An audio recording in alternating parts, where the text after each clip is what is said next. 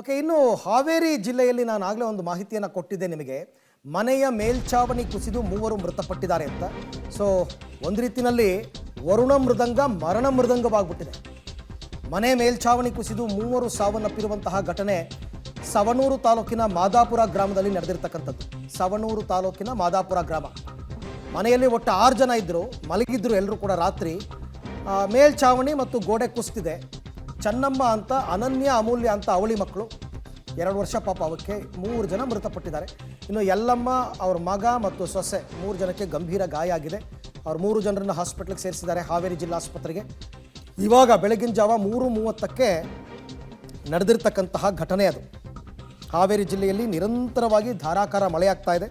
ಹಾಗಾಗಿ ಮನೆಯ ಮೇಲ್ಛಾವಣಿ ಕುಸಿದು 3 ದುರ್ಮರಣಕ್ಕೀಡಾಗಿದ್ದಾರೆ. ಸವಣೂರು ತಾಲೂಕು ಮಾದಾಪುರ ಗ್ರಾಮದಲ್ಲಿ ನಡೆದಿರ್ತಕ್ಕಂಥ ಘಟನೆ. ಒಬ್ಬ ಮಹಿಳೆ, 2 ಕಂದಮ್ಮಗಳು ದುರ್ಮರಣಕ್ಕೀಡಾಗಿದ್ದಾರೆ. ನನ್ನ ಕೊಲೀಗ ಅಲ್ಲಿಂದನೇ, ಘಟನಾ ಸ್ಥಳದಿಂದನೇ ಮಾಹಿತಿ ಕೊಟ್ಟರು. 35-40 ವರ್ಷದ ಹಿಂದಿನ ಮನೆ, ಆಮೇಲೆ ದುರಸ್ತಿ ಮಾಡಬೇಕಾಗಿತ್ತು, ಅಷ್ಟೊಂದು ಗುಡ್ ಕಂಡೀಷನ್ನಲ್ಲಿ ಇರಲಿಲ್ಲ.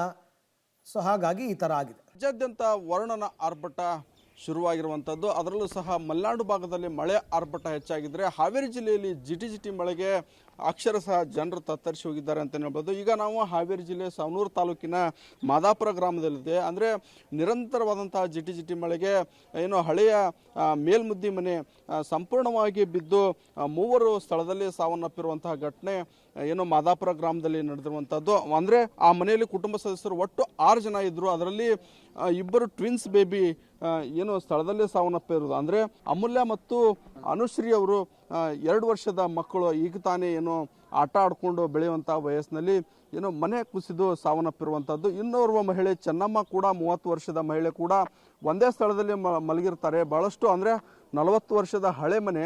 ಅಂದರೆ ನಿರಂತರವಾದಂತಹ ಮಳೆಗೆ ಏನು ಮನೆ ಬೀಳಬಾರ್ದು ಅನ್ನೋ ಉದ್ದೇಶಕ್ಕಾಗಿ ಮನೆಯ ಮೇಲ್ಛಾವಣಿಗೆ ತಾಡ್ಪಲನ್ನು ಹಾಕಿ ಮನೆಯನ್ನು ಬಂದೋಬಸ್ತನ್ನು ಮಾಡ್ಕೊಂಡಿರ್ತಾರೆ. ಆದರೆ ನಿರಂತರವಾದಂತಹ ಜಿಟಿ ಮಳೆಗೆ ಮನೆಯ ಹಳೆಯ ಗೋಡೆಗಳು ಸಂಪೂರ್ಣವಾಗಿ ಕುಸಿದು ಬಿದ್ದು ಏನು ಸ್ಥಳದಲ್ಲಿಯೇ ಸಾವನ್ನಪ್ಪ. ಅಂದರೆ ನಮ್ಮ ಜೊತೆಗೆ ಸ್ಥಳೀಯರಿದ್ದಾರೆ, ಅವರನ್ನ ಮಾತಾಡಿಸುವಂಥ. ಸರ್, ಯಾವಾಗಾಯಿತು, ಏನು ಹಳೆ ಮನೆ ನಿರಂತರ ಮಳೆಗೆ ಏನಾಯ್ತು ಸರ್?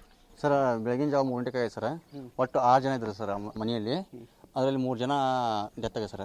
3 ಜನ, ಒಬ್ರಿಗೆ ಸೀರಿಯಸ್ ಇದೆ ಸರ್, ಇಬ್ಬರಿಗೆ ಏನು ಸ್ವಲ್ಪ ಗಾಯ ಆಗಿದೆ ಸರ್. ಮುತ್ತು ಅಂತಂದು ಮಾಲಕ ಸರ್, ಮನೆ ಮಾಲಕ. ಸುಂತ ಅಂತಂದು ಅವ್ರ ವೈಫು, ಮುತ್ತೂರ ವೈಫು. ಮತ್ತು ಅವ್ರು ಇನ್ನೊಬ್ಬರು ಚಂದಮ್ಮ ಅಂತವ್ರೆ ಸರ್, ಅವ್ರ ಅಕ್ಕ, ಮುತ್ತೂರ ಅಕ್ಕ, ಅವ್ರು ಡೆತ್ ಆಗಿದೆ ಸರ್. ಅಮೂಲ್ಯ ಮತ್ತು ಅನುಸೂರಿ ಅಂತಂದು ಅವ್ರ ಪಾಪು ಸರ್, 2 ಅವಳು ಜೋಡಿ, ಅವ್ರು ಡೆತ್ ಆಗಿದೆ ಸರ್. ಇನ್ನೊಬ್ಬರು ಹಳೆ ಮನೆ ಆಯಿತು. ಎಷ್ಟು ವರ್ಷದಿಂದ ಇಲ್ಲಿದ್ರು ಅವರು? ಸರ್ ಸುಮಾರು ವರ್ಷದಿಂದ ಸರ್, ಭಾಳ ಹಳೆಯ ಮನೆ ಸರ್. ಅದು ಒಂದು 34 ವರ್ಷದಿಂದ ಅಲ್ಲಿ ಅದ ಸರ್ ಅವರು. ಈಗ ನಿರಂತರವಾಗಿ ಮಳೆ ಬೀಳ್ತಾ ಇದೆ, ಮನೆಯೆಲ್ಲ ಕುಸಿತಾ ಇದ್ವಿ, ಅಂಥದ್ರೊಳಗೆ ಇವ್ರಿಗೆ ಬೇರೆ ಮನೆ ಇರಲಿಲ್ವಾ? ಹೇಗೆ? ಇಲ್ಲ ಸರ್, ಅವರು ಆಶ್ರಯ ಯೋಜನೆಗೆ ಹಾಕಿದ್ರು ಅರ್ಜಿ, ಆದ್ರೆ ಅವ್ರಿಗೆ ಆಗಿಲ್ಲ ಇನ್ನೂರಿಗೆ. ಅದು ಮುಂದ್ಗಡೆ ಅವ್ರ ಬ್ರದರ್ಗೆ ಆಗಿತ್ತು, ಇವ್ರಿಗೆ ಆಗಿಲ್ಲ ಸರ್. ಇವ್ರಿಗೆ ಒಟ್ಟು ಟೋಟಲ್ 6 ಜನ ಇವ್ರ ಫ್ಯಾಮ್ಲಿ. 6 ಜನದಲ್ಲಿ ಬೆಳಗ್ಗೆ 3 ಗಂಟೆ ಆಗಿತ್ತು ಸರ್. ದಬ್ಬಂದು ಸೌಂಡ್ ಬಂದಾಗ ಇಲ್ಲಿ ಅಕ್ಕಪಕ್ಕದವ್ರು ನಾವು ಬಂದಾಗ ಏನು ಇರಲಿಲ್ಲ ಅಲ್ಲಿ. ಬಂದು ಆವಾಗ ನಾವು 2 ಜನನ ಎಬ್ಬಿಸಿದಾಗ ಆವಾಗ ಅವರು ಜೀವಂತವಾಗಿ ನಾವು ತೆಗೆದ್ವಿ ಅವ್ರನ್ನ ಹೊರಗಡೆ. ಮಕ್ಕಳು ಆಮೇಲೆ ಸಿಕ್ಕೊಂಡು ಮಣ್ಣೊಳಗೆ ಭಾಳ ಅಡಿ ಒಳಗೆ ಸಿಕ್ಕೊಂಡಿದ್ವು. ಅವ್ರ ತಾಯಿಯರಿಗೆ ಸೀರಿಯಸ್ ಐತಿ. ಆದರೆ 2 ಮಕ್ಕಳು ಮತ್ತು ಅಕ್ಕ, ಈಗೇನು ನಮ್ಮ ಮುತ್ತು ಇದೆ ಅವ್ರ ಅಕ್ಕ, ಅವರೆಲ್ಲ ಸ್ಪಾಟ್ ಮೇಲೆ ಡೆತ್ ಆಗ್ಯಾರ ಸರ್. ಇದಿಷ್ಟು ಗ್ರಾಮಸ್ಥರ ಮಾತು. ಅಂದರೆ ನಿರಂತರವಾದಂತಹ ಜಿಟಿ ಮಳೆಗೆ ಸಂಪೂರ್ಣವಾಗಿ ಮನೆಯ ಗೋಡೆ ಕುಸಿಬಿದ್ದು, ಮನೆಯ ಮೇಲ್ಛಾವಣಿ ಕುಸಿಬಿದ್ದು ಸ್ಥಳದಲ್ಲೇ ಸಾವನ್ನಪ್ಪಿರುವುದು. ಹೀಗಾಗಿ ಕುಟುಂಬ ಸದಸ್ಯರ ಆಕ್ರಂದನ ಒಂದು ರೀತಿ ಮುಗಿಲು ಮುಟ್ಟಿರುವಂಥದ್ದು.